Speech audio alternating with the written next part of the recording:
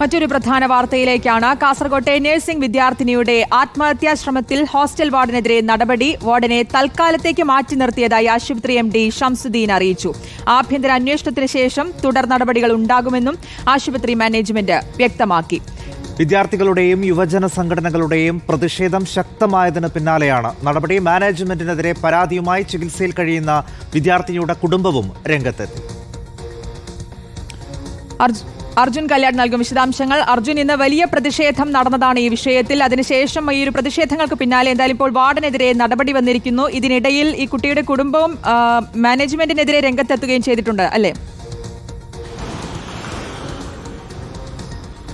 തീർച്ചയായിട്ടും ശ്രുതി, അതായത് ഇന്ന് നടന്നിട്ടുള്ള ഒരു സമര പരമ്പര, പ്രതിഷേധ പരമ്പരയുടെ ഏറ്റവും അവസാനമായാണ് ഈ വിദ്യാർത്ഥികൾ, അതായത് ഈ ഹോസ്റ്റലിൽ താമസിക്കുന്ന വിദ്യാർത്ഥികളും ഈ കോളേജിൻ്റെ മാനേജ്മെൻറ്റ് പ്രതിനിധികളും രക്ഷിതാക്കളുടെ പ്രതിനിധികളും സമരം നടത്തിയിട്ടുള്ള മറ്റ് യുവജന വിദ്യാർത്ഥി സംഘടനകളുടെ പ്രതിനിധികളുമായി കാഞ്ഞങ്ങാട് DYSP നടത്തിയിട്ടുള്ള ചർച്ചയിൽ ചില തീരുമാനങ്ങൾ കൈക്കൊണ്ടു. ആ തീരുമാനങ്ങളിൽ സംതൃപ്തരാണ്, താൽക്കാലികമായി സംതൃപ്തരാണ് എന്നുള്ള കാര്യമാണ് വിദ്യാർത്ഥികൾ അറിയിച്ചിരിക്കുന്നത്.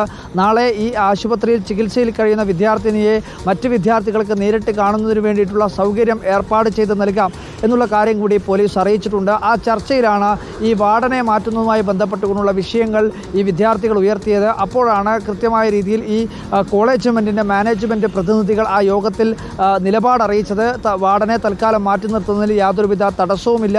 ഇതിനകത്ത് കൂടുതൽ കാര്യങ്ങൾ അന്വേഷണ വിധേയമാക്കുമ്പോൾ അല്ലെങ്കിൽ അന്വേഷണത്തിൻ്റെ ഭാഗമായി കണ്ടെത്തുമ്പോൾ അതിനനുസരിച്ചുള്ള നടപടികൾ സ്വീകരിക്കാം. വിദ്യാർത്ഥികളുടെ ആവശ്യപ്രകാരം വാർഡനായി ഇനി ആരെ നിശ്ചയിക്കണമെന്നുള്ള കാര്യം അവരുടെ കൂടി അഭിപ്രായം പരിഗണിച്ചുകൊണ്ട് അവരുടെ കൂടി നിർദ്ദേശങ്ങൾ കേട്ടുകൊണ്ട് മാത്രമായിരിക്കും തീരുമാനമെടുക്കുക എന്നുള്ള കാര്യം കൂടി അറിയിച്ചിട്ടുണ്ട്. മറ്റ് വിഷയങ്ങളിൽ കൂടി ഇന്നത്തെ ഈ യോഗത്തിൽ ഒരു തീരുമാനമെടുത്തിട്ടുണ്ട്. വിദ്യാർത്ഥികളുടെ മൊബൈൽ ഉപയോഗവുമായി ബന്ധപ്പെട്ടുകൊണ്ട്, അതിന് പുറമെ ഈ ഹോസ്റ്റലിലെ മെസ്സ് സൗകര്യവുമായി ബന്ധപ്പെട്ടുകൊണ്ടുള്ള കാര്യങ്ങളെല്ലാം തന്നെ വിദ്യാർത്ഥികളുടെ ആവശ്യാനുസരണമായിട്ടുള്ള ചില നടപടികൾ, വിദ്യാർത്ഥികൾ രക്ഷിതാക്കളെ കാണുന്നതൊക്കെയായി ബന്ധപ്പെട്ടുകൊണ്ടുള്ള കാര്യങ്ങളിലും എല്ലാം തന്നെ ഇന്നത്തെ യോഗത്തിൽ അതുകൊണ്ടാണ് ഇപ്പോൾ വാർഡിനെതിരെ തൽക്കാലത്തേക്ക് ഒരു നടപടിയിലേക്ക് പോകാൻ അവർ നിർബന്ധിതരായത്. അർജുൻ കല്യാണാണ് കാഞ്ഞങ്ങാട് നിന്ന് വിവരങ്ങൾ നൽകിയത്.